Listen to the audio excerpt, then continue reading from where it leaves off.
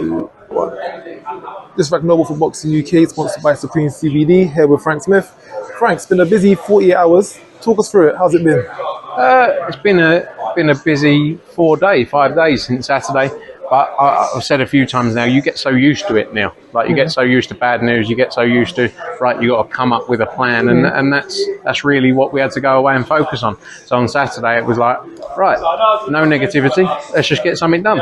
And I'm glad we got it over the line. It's great for the fighters, it's great for all the undercard fighters, and you know, AJ, that was always his mindset was, I want to get in there and I want to fight on Saturday. So of course, when you got the news that Dillian Whyte will not be participating in the fight, the likes of Gerard Washington, Derek Chisora, they were names on the card who could potentially have been named. What made you decide Robert Helenius over a Gerard Washington or a Derek Chisora? Look, there was 40 or 50 names that came forward, you know, and people will have their opinion on why didn't you do this one, why didn't you do that one. But at the end of the day, it's about understanding everything around the event, the deal, the structure, and at the same time, I could say I'll fight Anthony Joshua on Saturday, but I might want $10 million, so it makes it kind of irrelevant, doesn't it? You know, so a number of those people who say, you should have done this, you should have done that. Well, actually, it wasn't even possible. Then you got Southpaws. He's been training for Dillian Whyte the whole time. Then you got opponents who people say he should fight, who don't even want to fight him. You know, so I think Robert Helenius, he obviously fought on Saturday night. He's been in training for a long time. You know, there's going to be comparisons drawn to his fight against Deontay Wilder, but it's a fight where he went in and he took on a massive puncher in Deontay Wilder, and he didn't shy away. He went there to have a fight with him. And he got caught by a big shot, and that's heavyweight boxing. And that's why we love heavyweight boxing, because you know there's the vulnerability in there. But I think we're in for a great night come Saturday, and I think Helenius is a great choice. Look, I'm not going to sit here and say it's ideal. Of course, it's not. You know, we would have. You know, we wanted to do the Dillian Whyte fight. It was a massive fight, but let's focus on Saturday night. We've got a good night ahead of us. And just touching on Dillian Whyte, do you, Matchroom, see yourself working with Dillian Whyte going forward in future after the events that came out on Saturday? Look, I think Dillian Whyte's got to be given time to go through the process. You know, like we've seen in other situations, he's got to go through the process, and that's his battle to do now. I can't say. A lot of people will look back at things in boxing and go, "You said this, you said that." I don't ever like thinking too far ahead, because a month in boxing is a long time. So you know, we've got to let him go through that, and then people can make their calls from there. One thing that Eddie did note on the TalkSport interview yesterday was like, you learn from experience. You learn from the first situation with Ben last year, and this time you handled it a bit differently. From that experience, it was a bit of a different outcome of how you reacted. Yeah, look, I don't think, I'm not saying we're the victims, but I don't think we'll ever get praise for, you know, for doing what we did. People would go, we didn't do that last time. It's like, well, we learned.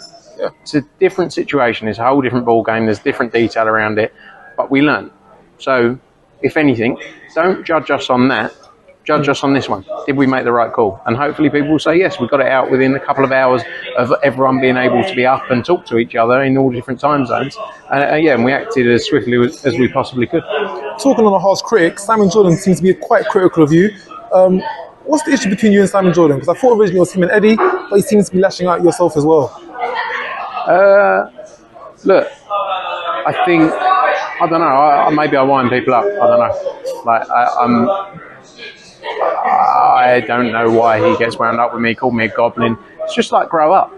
I'll never call him a goblin or anything like that. It's like being an adult. He's 50 odd years old. You know, so anyway, move on from that. Let's all be positive and happy and all get along and cuddle. Moving on to other topics. Of course, yesterday, Richard Riakporhe, Opataya, the purse bids. Richard Riakporhe, boxer, they withdrew from it.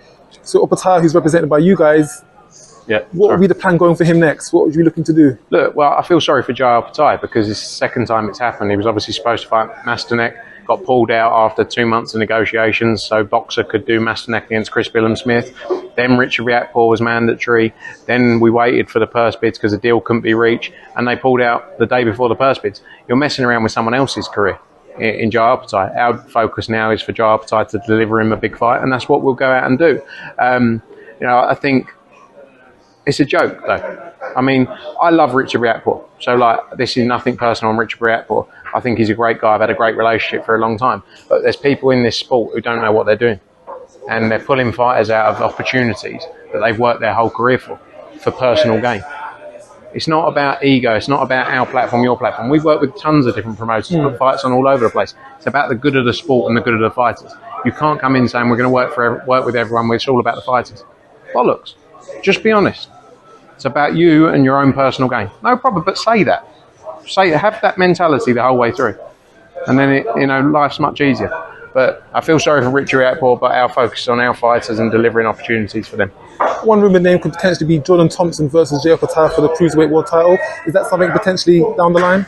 That's something we're looking at, yeah. Jordan's ranked within the IBF, and that's definitely something we'd like to look at. We want to move very quickly and get Jai a fight locked in. He's been messed around twice now, and we believe he deserves to. He's had a long time out with injury as well, and we believe he deserves to get straight back in the ring.